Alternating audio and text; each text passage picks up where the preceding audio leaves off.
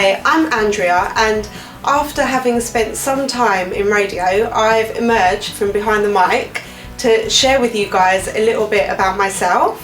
So despite being all media and current, my iTunes playlist right now unfortunately consists of a disproportionate amount of 90s R&B. So I'm not as on trend as I really should be, I guess. But hey, I just love a little bit of Cisco. One of my greatest memories that I want to share with you guys is when Bam Margera painted his parents and his entire house blue. Now, awkwardly, I remembered this whilst on a rush hour train and I spontaneously laughed. So my aim is to share and contribute to some of those random spontaneous laughter memories out there in TV land. And despite being an honorary member of Jackass from the comfort of my own sofa, I am apparently well-read and a very clever girl, so I can bring humour and insight to very serious topics such as greyhound racing. I'm that versatile. Hello and welcome to the Travel Guide. Now, are you ready for some armchair travel? Well, it could be a lot more than that because you could be the winner of today's holiday competition. All you need to do is answer this simple question. Welcome back to the show. Welcome back, guys. And now you've had time to get your drink, your cup of tea or whatever it might be. That means, of course, that you must be sitting down and ready, refreshed and raring to go for our next instalment of Girly Natter. It's time to get down to the chitter and chatter, nitty and gritty, aches and pains.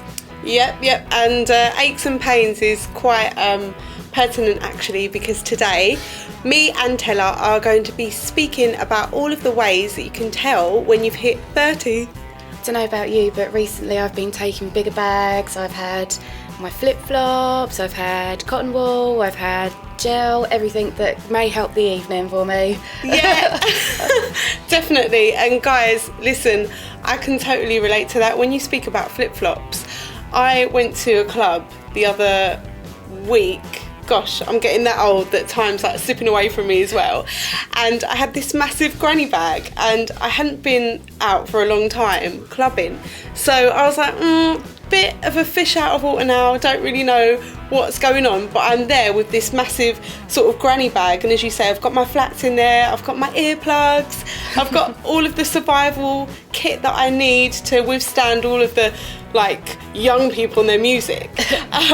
So yeah, it was a bit awkward, but what was really quite embarrassing, Tella, now you guys out there have probably heard me say before that I'm generally a teetotal girl, and when we go out, you know, I don't normally drink. Yeah, no. So what was really embarrassing is that a bouncer actually tried to escort me off the premises because I was leaning against the wall, literally falling asleep. And he was like, what have you taken? I was like, nothing really, I should be at home watching, you know, Brookside reruns or something like that. I'm having to pack Pro Plus now. Yeah, absolutely.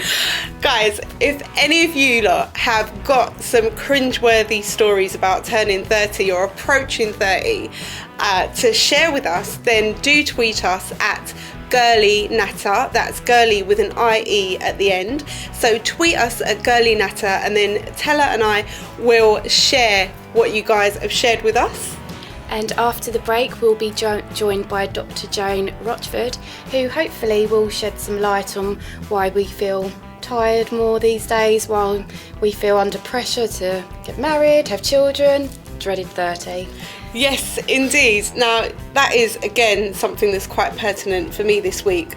I don't know about you, but all of my friends seem to be married or having kids, and I'm not yet, although we have set a date.